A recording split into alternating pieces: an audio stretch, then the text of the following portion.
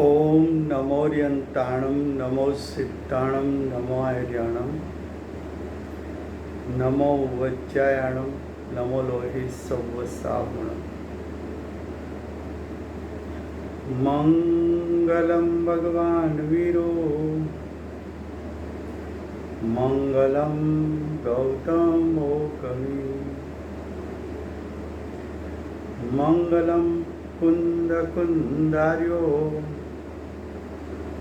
जैनधर्मोऽस्तु मंगलम् ओंकार बिंदु संयुक्तं नित्यं जायन्ति योगिनः कामदं मोक्षदं चैव ओंकाराय नमो नमः अहोपकार जिनवर्णो कुंदनो ध्वनि दिव्यनो जीन कुंद ध्वनि आप्या अहो आकुरु काहननो तुझ ज्ञान ध्यान रंग अमया दर्श रहो ओ शिव पद तक तुझ संग माता हाथ ग्रहो।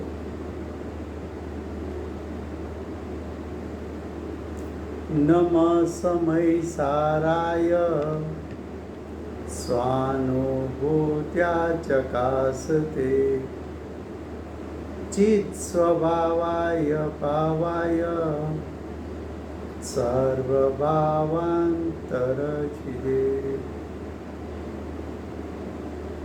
આ સમયસાર નામનું પરમ અધ્યાત્મ શાસ્ત્ર છે। ભગવત કુંકુંદાચાર્ય દેવે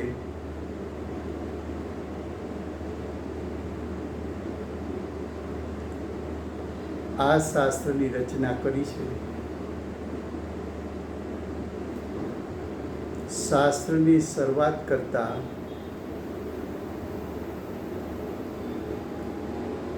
ભગવત कुंकुंदाचार्य देव के ग्रंथ के टीकाकार अमृतचंद्राचार्य देव प्रथम मांगलिक करते हैं। प्रथम श्लोक में अमृतचंद्राचार्य देव ने मांगलिक में इष्ट देव को नमस्कार किया है। दूसरे श्लोक में है हाँ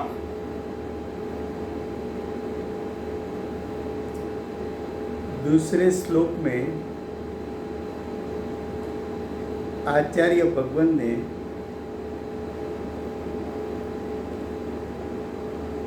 सरस्वती को वंदन किया है।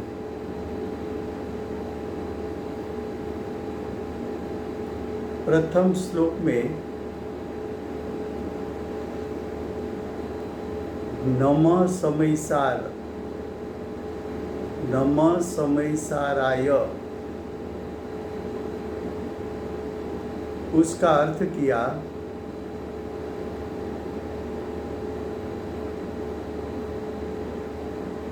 कि जीव पदार्थ में सारभूत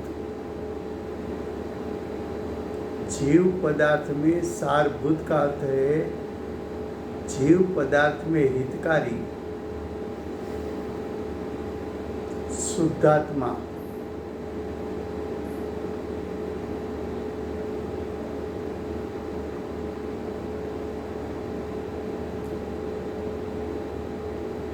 स्वानुभूत्या चकास्ते उसका अर्थ किया कि शुद्धात्मा को स्वयं की अनुभवन रूप क्रिया से तो जान सकते हो,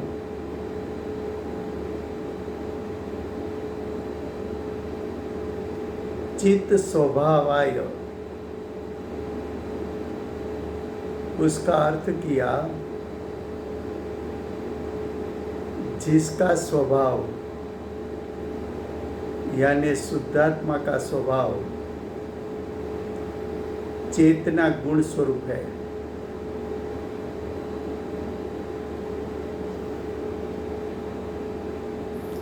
भावाय का अर्थ किया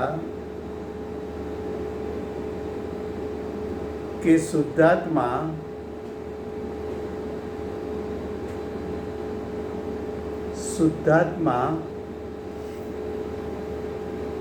शुद्ध सत्ता स्वरूप वस्तु है।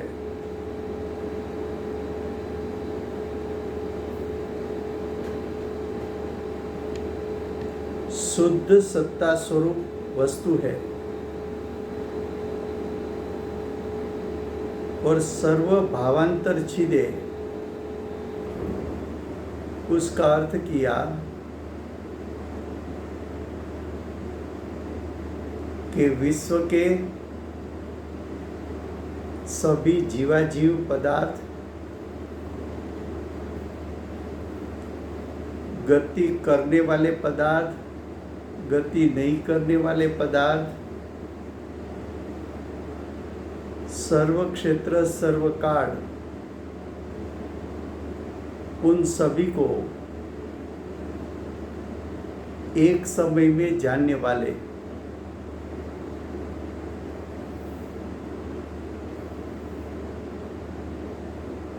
ऐसे इष्ट देव को मैं वंदन करता हूँ। फिर से गुजराती में,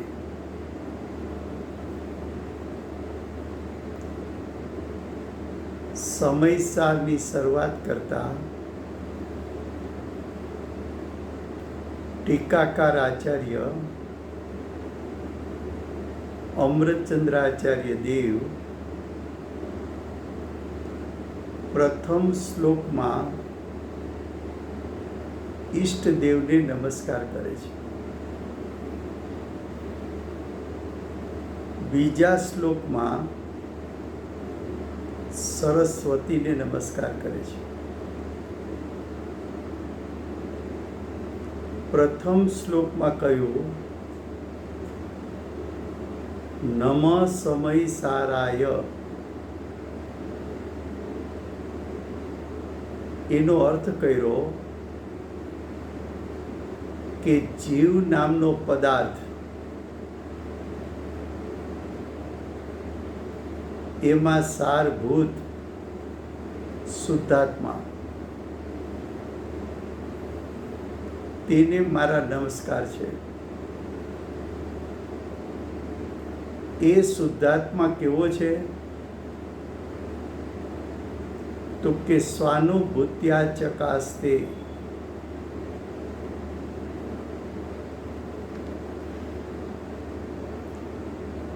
સ્વાનુભૂત્યા ચકાસ્તે એટલે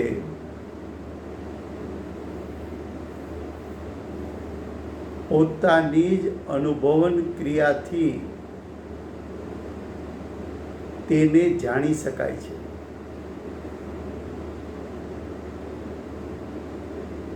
પછી કહ્યું ચિત્ત સ્વભાવાય ભાવાય, આ શુદ્ધાત્મા કેવો છે? તો કે ચેતના ગુણ સ્વરૂપ, ચૈતન્ય ગુણ સ્વરૂપ, સ્વભાવથી ચૈતન્ય ગુણ સ્વરૂપ છે।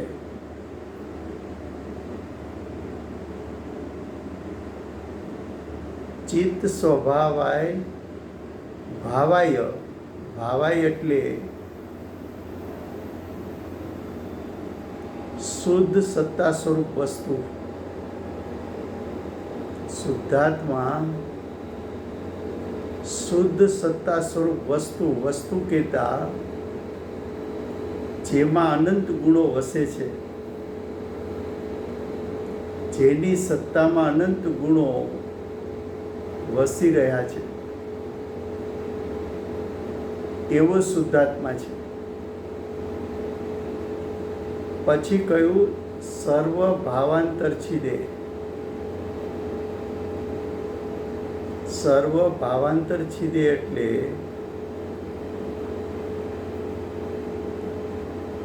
વિશ્વના 6 દ્રવ્યો, ચાહે જીવ હોય કે અજીવ હોય, ચાહે ગતિ કરે એ દ્રવ્યો હોય કે ગતિ ન કરી શકે એવા દ્રવ્યો હોય, એ સર્વ દ્રવ્યોને સર્વ ક્ષેત્રથી અને સર્વ કાળ સંબંધી એના સર્વ વિશેષણો સહિત એક સમયમાં જાણનાર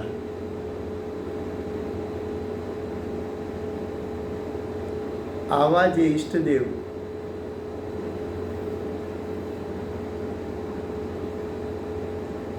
देव का स्वरूप 2 प्रकार से बताएंगे. एक इष्ट देव का अर्थ है तीर्थंकर परमात्मा, दूसरा इष्ट देव का अर्थ है आत्मा का शुद्ध स्वभाव.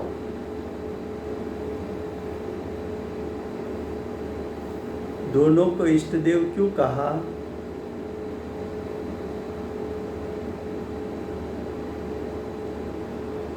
तो कि तीर्थंकर परमात्मा, सिद्ध परमात्मा, तो सिद्ध परमात्मा पण सर्व कर्मથી રહિત છે અને તારો શુદ્ધાત્મા પણ અનાદિથી આજ દિવસ સુધી 8 પ્રકારના કર્મને સ્પર્શો નથી, 8 પ્રકારના કર્મથી બંધાણો નથી. માટે ઈષ્ટદેવ અને શુદ્ધાત્મામાં કોઈ અંતર નથી. બાહ્યમાં હું ઈષ્ટદેવને વંદન કરું છું, અંતરંગમાં શુદ્ધાત્માને વંદન કરું છું. પછી એમ કહ્યું કે ઈષ્ટદેવ સિદ્ધ પરમાત્મા સર્વજ્ઞ છે, 3 કાળ 3 લોકને જાણનારા છે. એમ મારો શુદ્ધાત્મા પણ 3 કાળ 3 લોકને જાણી શકે એવા શક્તિરૂપ સામર્થ્યવાળો છે. માટે ઈષ્ટદેવ અને શુદ્ધાત્મામાં કોઈ અંતર નથી. બહારમાં હું સિદ્ધ પરમાત્માને વંદન કરું છું, અંતરંગમાં શુદ્ધાત્માને વંદન કરું છું. ઈષ્ટદેવ પરિપૂર્ણ વિતરાગ સ્વરૂપ છે. કસાય અને નો કસાય નો જેમાંથી નાશ થયો છે અને મારો શુદ્ધાત્મા પણ સ્વભાવથી પરિપૂર્ણ વિતરાગ છે. અનાદિથી વર્તમાન કાળ સુધીમાં મારો શુદ્ધાત્મા ક્યારેય પણ કસાય કે નો કસાય રૂપે થયો નથી. માટે બહારમાં સિદ્ધ પરમાત્માને વંદન કરું છું, ઈષ્ટદેવને વંદન કરું છું, અંતરંગમાં શુદ્ધાત્માને વંદન કરું છું. ઈષ્ટદેવ વિશ્વના સ્વરૂપને અનેકાંત સ્વરૂપ જાણે છે અને મારો શુદ્ધાત્મા પણ અનેકાંત સ્વરૂપ છે. માટે બાહ્યમાં ઈષ્ટદેવને વંદન, अंतरंग में मारा शुद्धात्मा ने वंदन करूँ छूँ. क्या कहा? फिर से हिंदी में.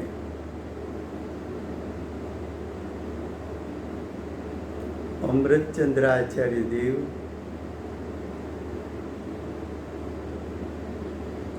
नायक ने शुद्धात्मा को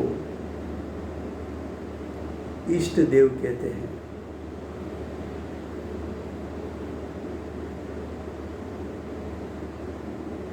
समय 85 इकाई में प्रतिज्ञा में आचार्य भगवान ने लिया था कि 4 गति का नाश करना है तो तीर्थंकर भगवान की वाणी सुन. यानी तीर्थंकर भगवान को वंदन कर और अंतरंग में शुद्ध जीवास्तिका का आश्रय ले. यानी अंतरंग में शुद्ध जीवास्तिका को वंदन कर. यही बात दूसरे शब्दों से अमृतचंद्र आचार्य देव ने बताया. इष्ट देव का स्वरूप 2 प्रकार से. एक बाह्य इष्ट देव, दूसरा अंतरंग इष्ट देव.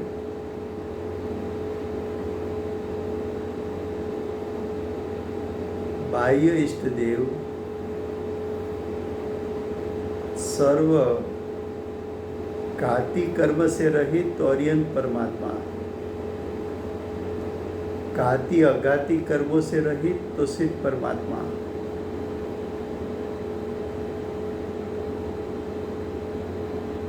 औरियन सिद्ध इष्ट देव है तो कि मेरा शुद्धात्मा अनादि से आज तक कभी भी कर्म का स्पर्श नहीं किया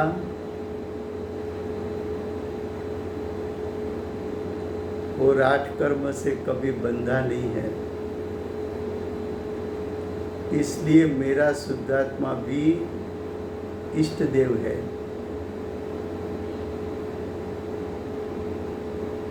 बाद में कहा इष्ट देव सर्वज्ञ है, अर्यंत और सिद्ध परमात्मा सर्वज्ञ है. तो मेरा ज्ञायक स्वभाव भी स्वभाव से तो सर्वज्ञ है.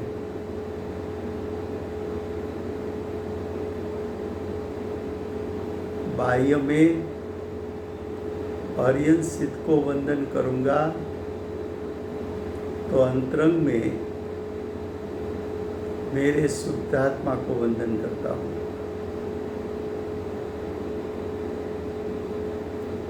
इष्ट देव वितराग है. इष्ट देव राग द्वेष से रहित है, कसाई नो कसाई से रहित है. अर्यन सिद्ध परमात्मा कसाई नो कसाई से रहित है और मेरा शुद्धात्मा स्वभाव से मोराग्वे से रहित, कसाई नो कसाई से रहित है, सहयोगी भाव से रहित है.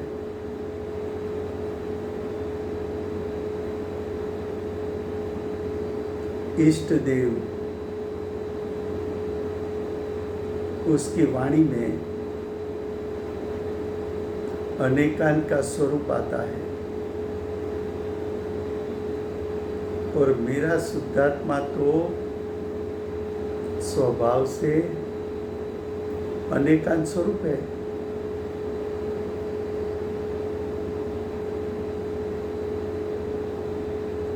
तो इष्ट देव और शुद्धात्मा के बीच में अंतर नहीं है, इसलिए इष्ट देव को यानी मेरे शुद्धात्मा को वंदन करने से विनायक स्वभाव को वंदन करने से मेरी परिणति विनायक स्वभाव की ओर झुक जाए, ढल जाए। विनायक स्वभाव को दृष्टि और ज्ञान उपयोग के द्वारा लपेट ले,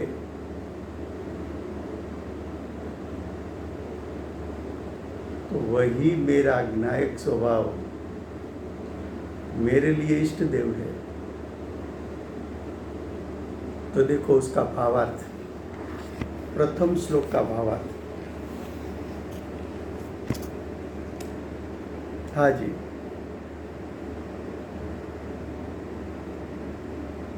अनेकांत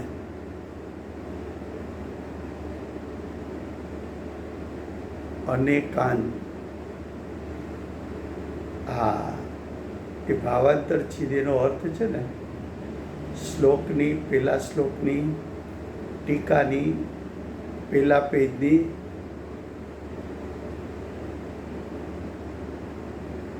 છેલ્લી હા ફરીવાર પહેલો શ્લોક છે એનો શ્લોકાર્થ છે એની છેલ્લી બે લીટી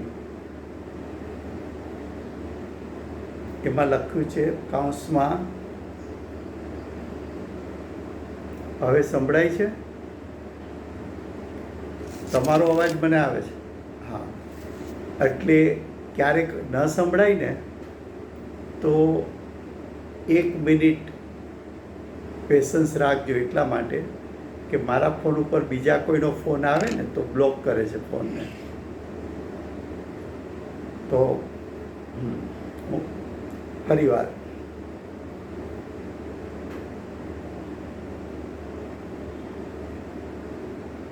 શ્લોકની છેલ્લી બે લાઈન છે એમાં બ્રેકેટમાં લખ્યું છે સર્વ ભાવાંતર છિદે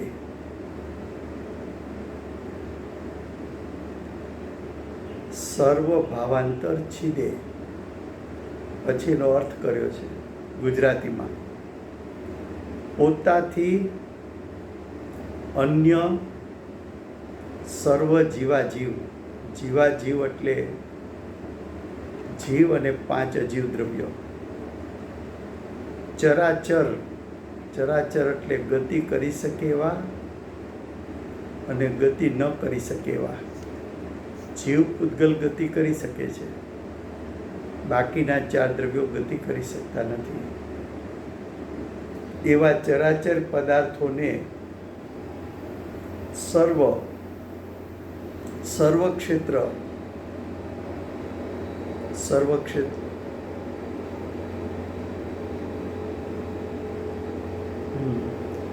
પહેલો શ્લોક છે ને એનો શ્લોકાર્થ એટલે તમે પેજ નંબર 2 કાઢો સમયસારનું આ 2 પેજમાં નીચે શ્લોકાર્થ લખ્યું છે છેલ્લા પેરેગ્રાફમાં એ શ્લોકાર્થની છેલ્લી 2 લીટી જુઓ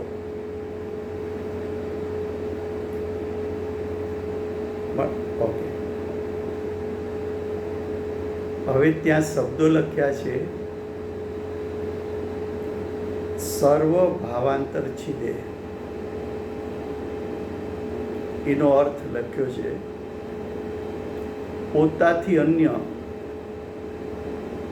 કે મારા સિવાયના અનંત જીવો, અનંતાનંત અજીવ પદાર્થો, જીવાજીવ. પછી લખ્યું છે ચરાચર. ચરાચરનો અર્થ છે ગતિ કરી શકે તેવા અને ગતિ ન કરી શકે એવા પદાર્થો. તો જીવ પૂતગલ ગતિ કરી શકે એવા ને બાકીના ચાર ગતિ ન કરી શકે તેવા પદાર્થોને સર્વક્ષેત્ર. સર્વક્ષેત્ર એટલે લોક અલોક બધું ક્ષેત્ર. કાળ એટલે ભૂતકાળ, વર્તમાનકાળ ને ભવિષ્યકાળ સંબંધી સર્વ વિશેષણો સહિત. સર્વ વિશેષણો એટલે છ દ્રવ્યના અનંત અનંત ગુણો એના વિશેષણો છે. એના સર્વ વિશેષણો સહિત. વિશેષણનો બીજો અર્થ છે ભેદ સહિત. વિશેષણોનો અર્થ છે ભેદ સહિત. તો દ્રવ્યોમાં ભેદ બે પ્રકારના છે, ગુણભેદ અને પર્યાય ભેદ. તો અનંત ગુણભેદ અને અનાદિથી અનંતકાળની પર્યાય, એના અનંત ભેદો. એના અનંત ભેદો સહિત એક જ સમયે જાણનારો છે. છિદે શબ્દનો અર્થ શું છે કે દરેક દ્રવ્યને ભેદ પ્રભેદપૂર્વક, ભેદ પ્રભેદપૂર્વક એને છિદે કેવું છે. સર્વ ભાવાંતર છિદે. તો છ દ્રવ્યના અભેદ સ્વરૂપને, ગુણભેદ સ્વરૂપને, પર્યાય ભેદ સ્વરૂપને એકી સાથે જાણી શકે. એટલે જેમાં કોઈ ભેદ જાણવાનો બાકી નથી રહેતો. આખા વિશ્વનું સ્વરૂપ છેદી ભેદીને જાણી લીધું. એને સર્વ ભાવાંતર છિદે કહેવાય છે.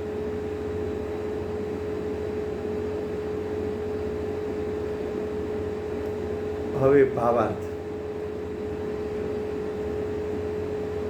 અહીં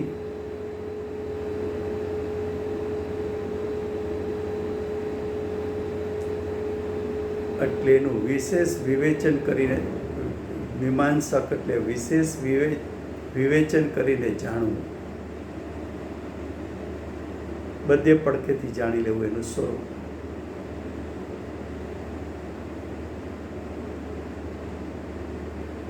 એ અલગ વસ્તુ છે. મીમાંસક નામનો મત જે છે, એવા જે અહીંયા બધા મતો કીધા ને, નૈયાયિક મત આદિ જે કીધા ને,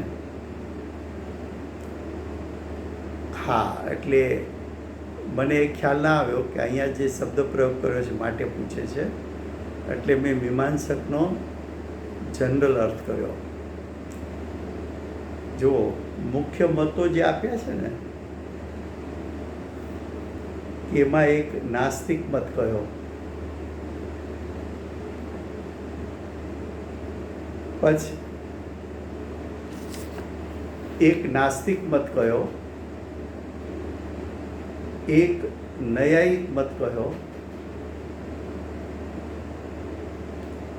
નાસ્તિક મત પછી નૈયાયિક મત કીધો, પછી મીમાંસક મત કીધો, જૈમિની કીધો. તો આ બધા જે મુખ્ય મતોમાંથી એ પાંચેક મત મુખ્ય છે, બાકીના બધા એના પેટાભેદમાં છે. જ્યારે આચાર્ય ભગવાન કાંઈ પણ વસ્તુ સમજાવે ત્યારે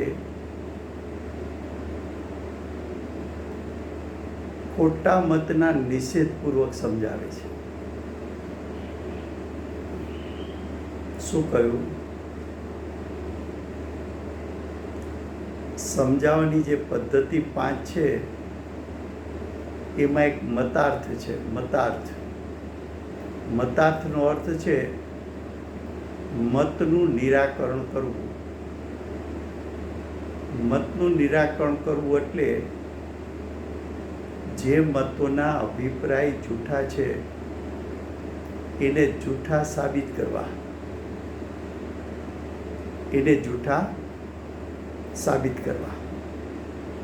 તો આચાર્ય ભગવંતે એમ કહ્યું કે ઈષ્ટદેવ કોને કહેવા? તો ઈષ્ટદેવની વ્યાખ્યા કરતા સમયે મુખ્ય જૂઠા મતો છે એનું પણ નિરાકરણ કર્યું. એટલે કે જૂઠા મતને જૂઠા મત તરીકે સાબિત કર્યા. તો નાસ્તિક મત જૂઠો છે, ન્યાયિક મત જૂઠો છે, જૈમિની મત જૂઠો છે, મીમાંસક મત જૂઠો છે. તો એવી રીતે બધા મતો વ્યાખ્યા ઈષ્ટદેવની એવી કરી કે બીજા મતો પણ એનું ખંડન થઈ જાય. હવે ભાવાર્થ અહીં યહાં મંગલ અર્થે શુદ્ધાત્માને નમસ્કાર કર્યા છે. क्या कहा कि इस श्लोक में अमृतचंद्राचार्य देव ने मांगलिक करते समय शुद्धात्मा को नमस्कार किया. शुद्धात्मा को क्यों नमस्कार किया? तो कि शुद्धात्मा और इष्ट देव में कोई अंतर नहीं है. शुद्धात्मा ही तेरे लिए इष्ट देव है. तो आगे प्रश्न उठाया कि कोई ऐसा प्रश्न करे कि किसी इष्ट देव का नाम लेकर नमस्कार क्यों नहीं किया?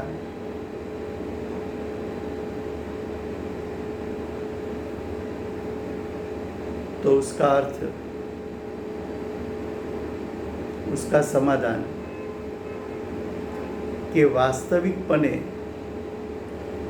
इष्ट देव का सामान्य स्वरूप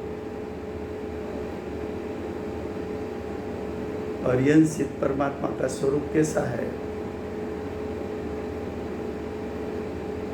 तो कि सर्व कर्म रहित, अर्यंत परमात्मा घाती कर्म रहित, सिद्ध परमात्मा घाती और अघाती सर्व कर्म रहित. इष्ट देव कैसा है? तो कि सर्वज्ञ, तीन काल तीन लोक को जानने वाला. इष्ट देव कैसा है? तो कि वितराग, जिसने मोह राग द्वेष का त्याग किया है, जिसने कसाई नो कसाई का त्याग किया है.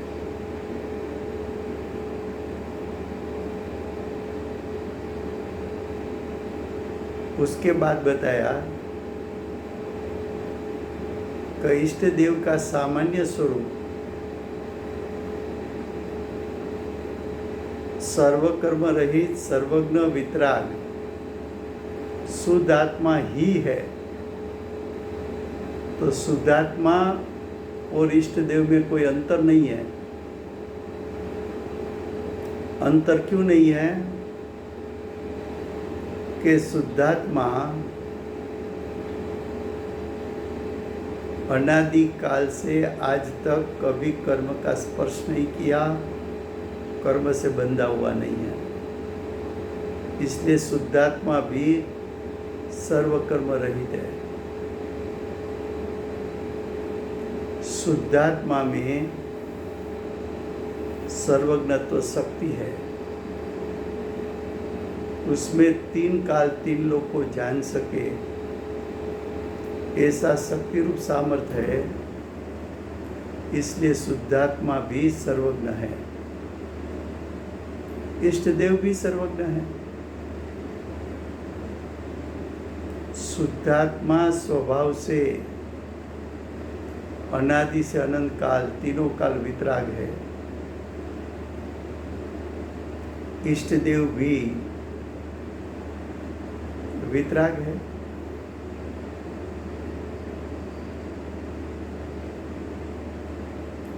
शुद्धात्मा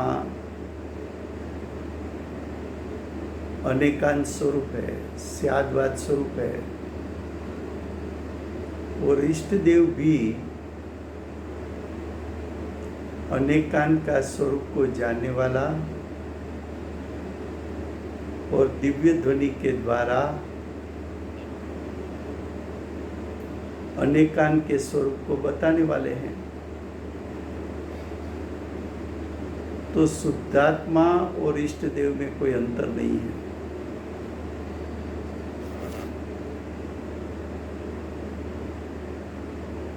अब आगे, इसलिए ये अध्यात्म ग्रंथ में समयसार कहने से इष्ट देव का समावेश उसमें हो जाता है। क्या कहा कि आ अध्यात्म ग्रंथ में समयसार कहेवाथी इष्ट देव आवी गया, इसलिए एक ही नाम लिया।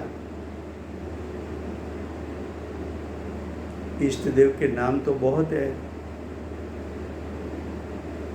इष्ट देव का विविध विशेषण से नाम दिया जाए तो भी उसका अनेक नाम हो जाता है,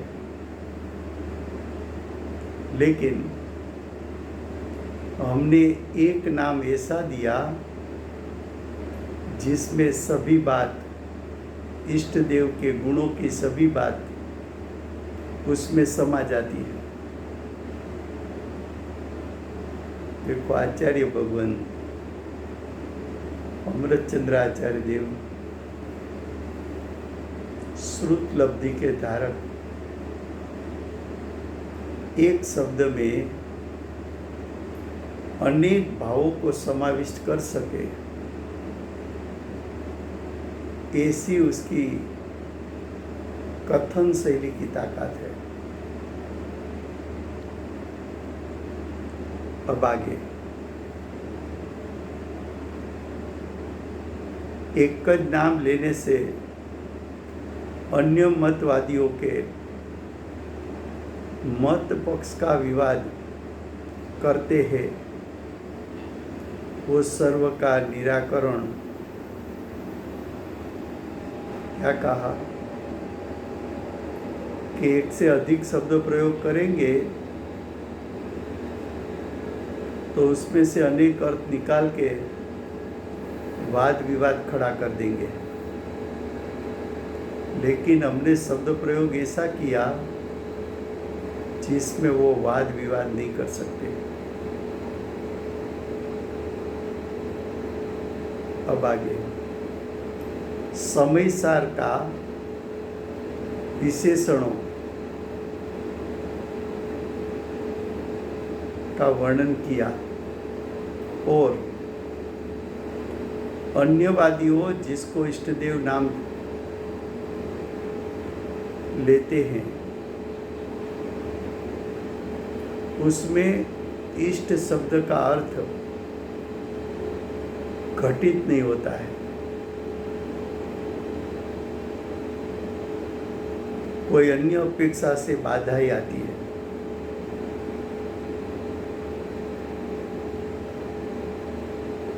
और स्यादवादी जैनों ने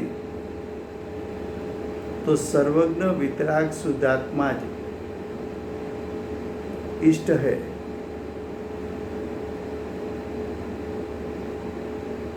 देखो, तेरे लिए इष्ट देव कौन है? तो कि जो तुझे मोक्ष की प्राप्ति कराए वो तेरे लिए इष्ट देव है। तो निश्चय से इष्ट देव कौन है? तो कि मोक्ष की प्राप्ति करना है या तो मोक्ष मार्ग प्रकट करना है, तो तेरे लिए तो इष्ट तेरा शुद्धात्मा है, तेरा नायक है। उसका आश्रय करने से परिणाम में मोक्ष मार्ग और उसका फल मोक्ष की प्राप्ति होती है। बाह्य निमित्त अपेक्षा से इष्ट देव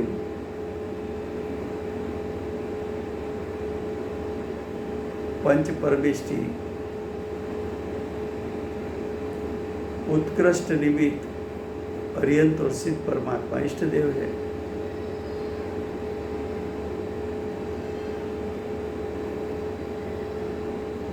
अब इष्ट देव को आप परमात्मा कह सकते हो, परम ज्योति कह सकते हो,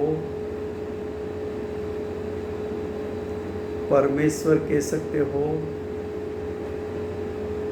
पर ब्रह्म कह सकते हो, शिव कह सकते हो, निरंजन कह सकते हो,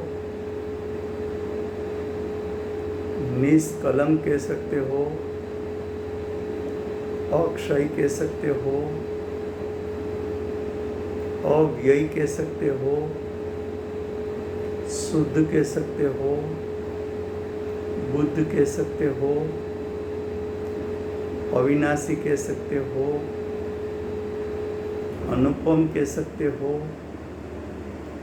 अछेद्य कह सकते हो, अभेद्य कह सकते हो, परम पुरुष कह सकते हो, निराबाद कह सकते हो, सिद्ध कह सकते हो, सत्य आत्मा कह सकते हो, चिदानंद कह सकते हो, सर्वज्ञ कह सकते हो, वितराग कह सकते हो,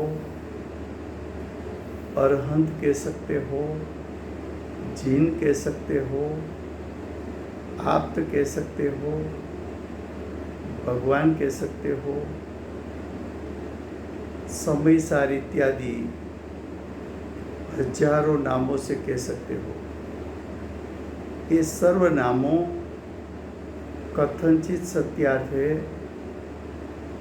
सर्वथा एकांतवादियों ने भिन्न नामों में विरोध है। स्यादवादी को कोई विरोध नहीं है। इसलिए अर्थ यथार्थ समझना चाहिए।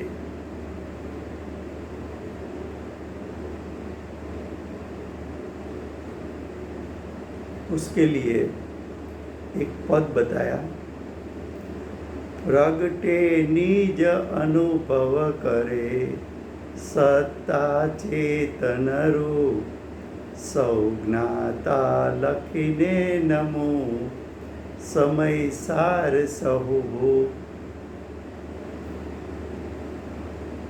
आ शुद्धात्मा आत्माનો અનુભવ કરવાથી પ્રગટ થાય છે। એ આત્મા ચૈતન્ય સ્વરૂપ છે। એ આત્મા સૌનો જાણનારો છે। આવા સમયસારને આવા સમયસાર સ્વરૂપ શુદ્ધાત્માને વંદન કરીએ છીએ। તો પોતા માટે તો ઈષ્ટદેવ પોતાનો શુદ્ધાત્મા છે। તો પહેલા શ્લોકમાં ઈષ્ટદેવને વંદન કર્યા। હવે બીજો શ્લોક છે, શ્લોકાર્થ। જેવો અનેક અંત એટલે ધર્મ છે એવું જે જ્ઞાન તથા વચન તેમય મૂર્તિ સદાય પ્રકાશરૂપ હો. કેવી છે તે મૂર્તિ? જે અનંત ધર્મવાળો છે અને જે પરદ્રવ્યોથી અને પરદ્રવ્યના ગુણ પર્યાયોથી ભિન્ન તથા પરદ્રવ્યના નિમિત્તે તથા પોતાના વિકારોથી કથનચિત ભિન્ન એકાકાર છે એવા આત્મતત્વને અર્થાત અસાધારણ સજાતીય વિજાતીય દ્રવ્યોથી વિલક્ષણ નિજ સ્વરૂપને તે મૂર્તિ અવલોકન કરે છે, દેખે છે.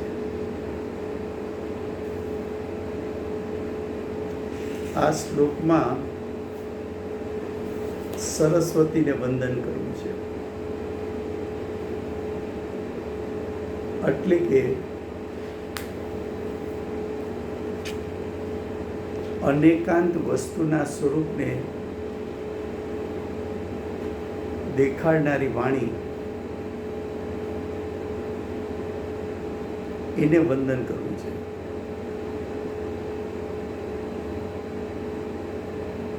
વાણી શું છે?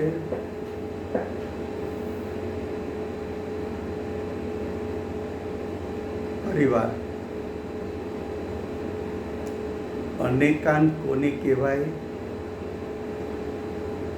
સ્યાદવાદ કોને કહેવાય? क्या कहा? अनेकांत किसको कहे? स्यादवाद किसको कहे? तो अनेकांत वस्तु के स्वरूप को अनेकांत कहने में आता है.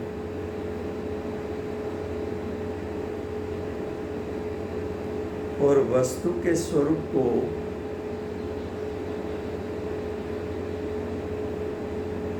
क्रम से कहने वाले शब्द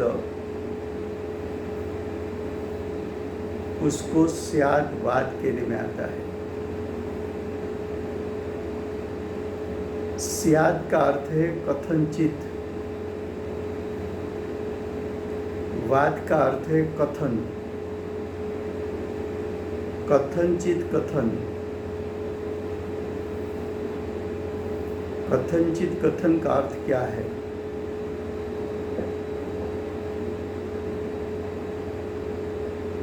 तो कि ज्ञानी ने आत्मा की अनुभूति के काल में ज्ञायक स्वभाव को जाना, उसके अनंत गुणों को जाना, उसके अनंत गुणों की प्रकट हुई शुद्धता को जाना, एक एक गुण का भिन्न भिन्न स्वरूप जाना, एक एक गुण की भिन्न भिन्न पर्याय को जाना, प्रत्येक गुण के परिणाम उसकी इंटेंसिटी भिन्न भिन्न है उसको जाना, ज्ञान और सुख वेदनभूत है तो उसके वेदन को जाना, जितना कसाई विद्यमान था उसको भी जाना, शुद्धता के कारण जो सुख का वेदन उत्पन्न हुआ उसको भी जाना, और जितना कसाई है उसके कारण जितना दुख का वेदन है उसको भी जाना. ये सब जानकारी एक समय में एक साथ युगपत हुई कि ऐसा ज्ञायक का स्वरूप है। तो ज्ञायक का स्वरूप जैसा है वैसा, उसको अनेकांत स्वरूप कहा। अनेकांत स्वरूप का वर्णन शास्त्रों ने 3 प्रकार से किया है। आत्मा अनंत गुणात्मक है, ऐसा एक वर्णन। आत्मा अनंत धर्मात्मक है, दूसरा वर्णन। तीसरा वर्णन, आत्मा स्व से अस्थि रूप है, पर से नास्ति रूप है। तो अस्थि नास्ति अनेकांत। फिर से आत्मा अनंत गुणात्मक है, ऐसा आत्मा का अनेकांत स्वरूप। आत्मा अनंत धर्मात्मक है, ऐसा आत्मा का अनेकांत स्वरूप। आत्मा स्व से अस्थि रूप है, पर से नास्ति रूप है, ऐसा अस्थि नास्ति अनेकांत स्वरूप। ऐसा स्वरूप प्रत्येक द्रव्य का है। तो प्रत्येक द्रव्य के स्वरूप को अनेकांत कहने में आता है, लेकिन उसका वर्णन करो तो वेद से वर्णन करना पड़ता है। वेद से वर्णन करो तो वस्तु का स्वरूप युगपद एक साथ नहीं आया।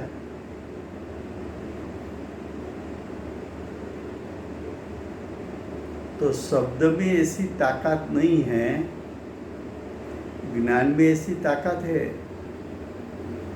कि वस्तु का अनेकांत स्वरूप को एक समय में युगपद जान ले।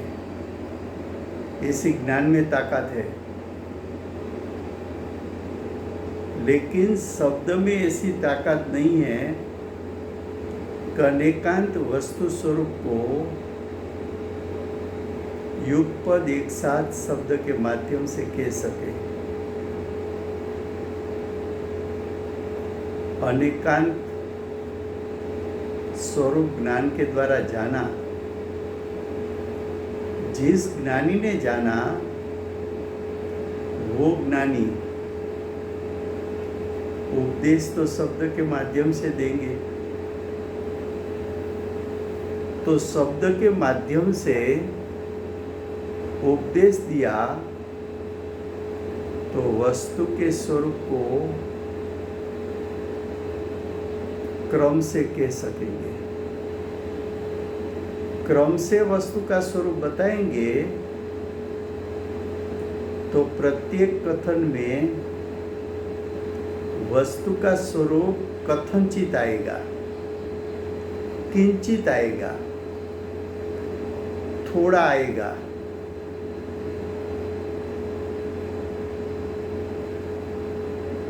तो जो वस्तु के स्वरूप को कथन के माध्यम से कहना, उसको स्यात् वाद। स्यात् का अर्थ है कथनचित, वाद का अर्थ है कथन। कथनचित कथन, वस्तु का कथनचित कथन, वस्तु का कथनचित स्वरूप कहना, वस्तु का कथनचित स्वरूप कथन के माध्यम से कहना, उसको स्याद् वाद कहने में आता है।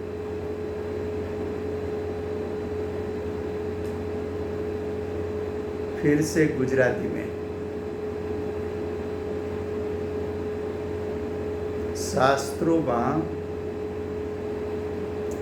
અનેકાંતનું સ્વરૂપ 3 પ્રકારે બતાવ્યું છે. આત્મા અનંત ગુણાત્મક છે એવું અનેકાંત સ્વરૂપ. આત્મા અનંત ધર્માત્મક છે એવું અનેકાંતનું સ્વરૂપ. અને આત્મા સ્વસે અસ્થિ સ્વરૂપ છે, પરસે નાસ્તિ સ્વરૂપ છે એવું અસ્થિ નાસ્તિ અનેકાંત સ્વરૂપ.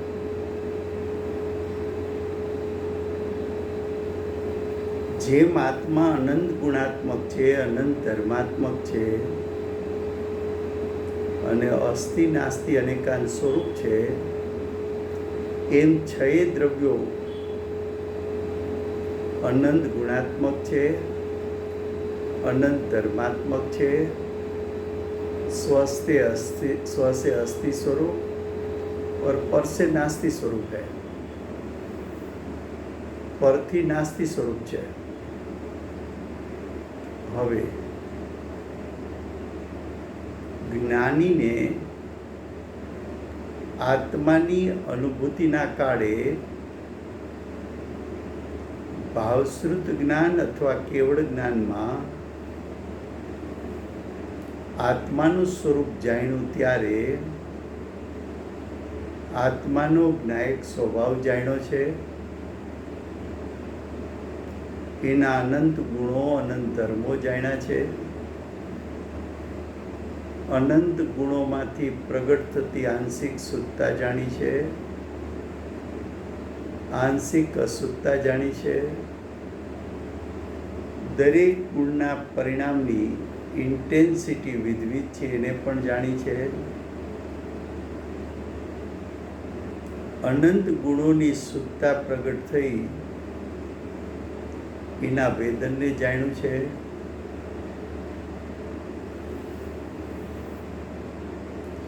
જ્ઞાન અને સુખ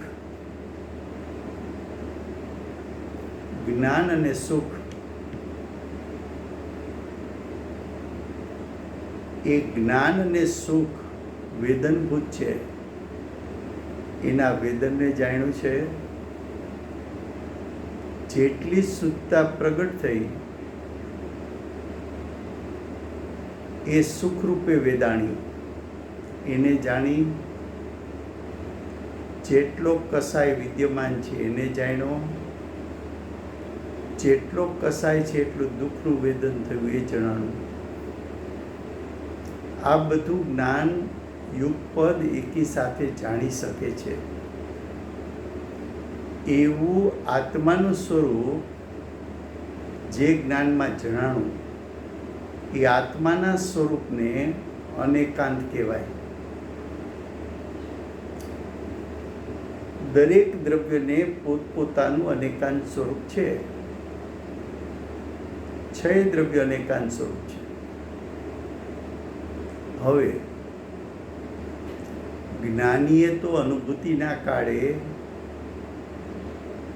આત્માનું સ્વરૂપ એક સાથે જાણી લીધું. એવી જ્ઞાનમાં શક્તિ છે. યુગપદ જાણવાની શક્તિ જ્ઞાનમાં છે. શબ્દમાં એવી શક્તિ નથી કે એક સાથે કહી શકે. તો અનુભવમાં જે આવ્યું એ શબ્દ દ્વારા કહેવા જાય તો ક્રમ પડે છે. તો કથન ક્રમ પડે તો કથન વસ્તુના સ્વરૂપને કથનચિત કહી શકે, એકી સાથે ન કહી શકે. તો કથનચિત કથન, કથનચિત એટલે સ્યાદ, કથન એટલે વાદ. તો કથનચિત કથન એને સ્યાદવાદ કહેવાય. તો વસ્તુનું સ્વરૂપ અનેકાંત છે અને શબ્દના માધ્યમથી કહેવાની એની પદ્ધતિ એને સ્યાદવાદ કહેવામાં આવે છે. આવી સરસ્વતીને આચાર્ય ભગવાન વંદન કરવા માગે છે. એનો વિસ્તાર નેક્સ્ટ સ્વાધ્યાયમાં આવશે. સમય થયો છે. હાજી, हाँ, अगले स्वाध्याय में समझा देंगे.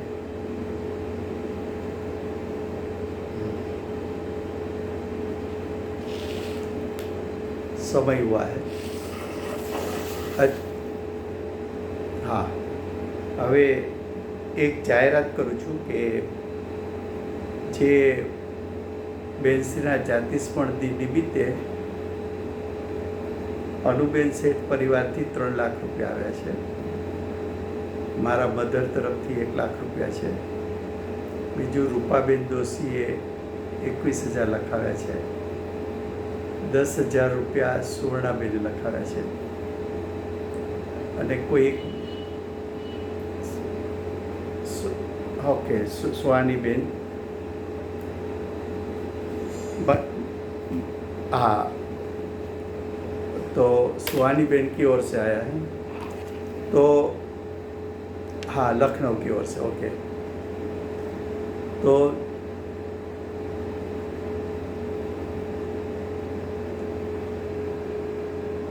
तो इतने पैसे. हाँ जी, है जी. पारस 25,000. दीपक પારસભાઈ 25,000. હા, પછી જેને લખાવ્યા હોય ને મારા નંબર ઉપર વોટ્સએપ કરી દે એટલે કાલે ડિક્લેર કરી દઈશું આપણે. હા, સમય થયો છે. हाँ, अजीत भाई.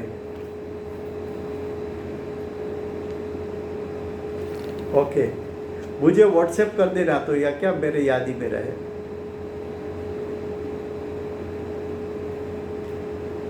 Okay okay. તો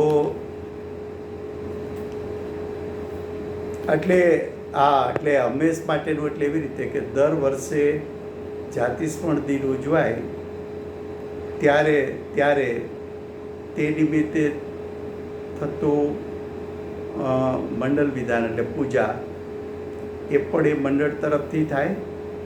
પછી તે દિવસનો આખા દિવસનો કાર્યક્રમ એના તરફથી જાહેર થાય અને તે દિવસના મહેમાનો અને જે સોનગઢમાં રહેતા છે મુમુક્ષુઓ એના માટે જમણવાર પણ થાય. એટલે આખા દિવસનો કાર્યક્રમ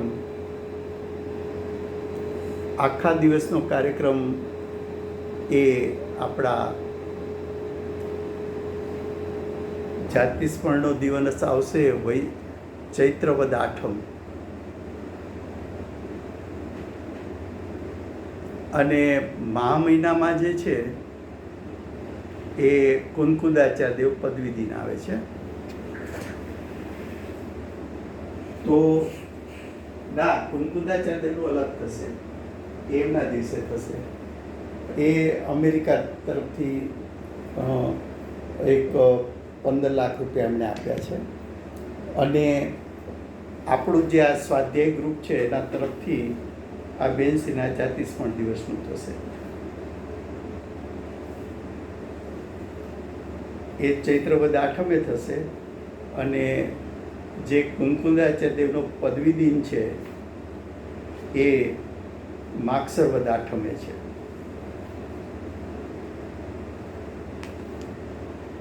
દર વર્ષે થશે.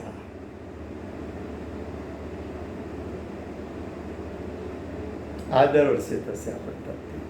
એટલે આના ઇન્ટરેસ્ટમાંથી દર વર્ષે એ લોકો ઉજવણી કરશે.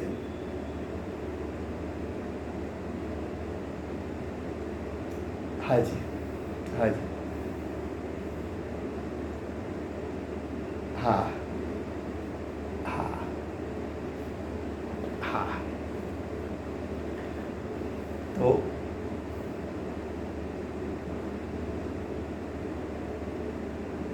હા હા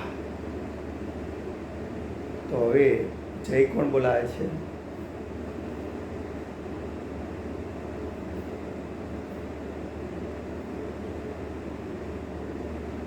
દેવ જય હો.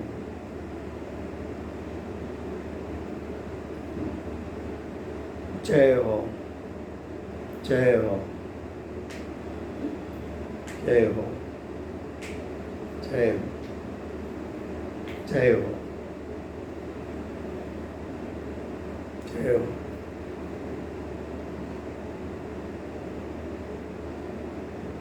જય હો. હા. જય જય હો. જય હો. જય હો.